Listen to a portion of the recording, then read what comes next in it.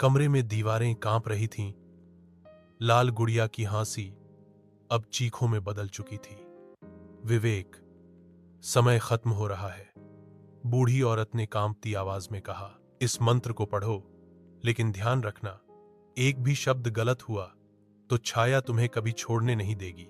विवेक ने किताब खोली, पन्ने खुद ब खुद पलटने लगे और एक पन्ने पर खून से लिखा मंत्र चमकने लगा। छाया मुक्ते भव, शांति मार्गे स्थाप्य। जैसे ही विवेक ने मंत्र पढ़ना शुरू किया, कमरे की हवा भारी होने लगी।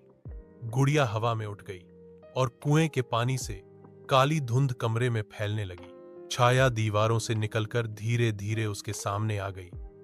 उसकी आंखें जल रही थीं और वो बोली, मत कर यह मंत्र, मुझे मेरी बेटी वापस चाहिए।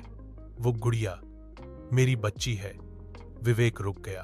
वो अब समझ चुका था, गुड़िया सिर्फ एक खिलौना नहीं, किसी मासूम की आत्मा थी जिसे सालों पहले गांव वालों ने तांत्रिक के कहने पर कुएं में बंद कर दिया था।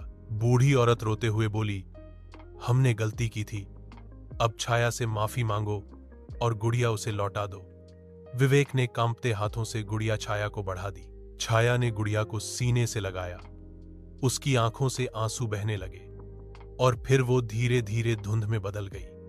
कमरा शांत हो गया। गुड़िया जमीन पर गिरी। अब वो कभी नहीं हिली। बूढ़ी औरत बोली, अब वो आजाद है और तुम भी। विवेक बाहर आया।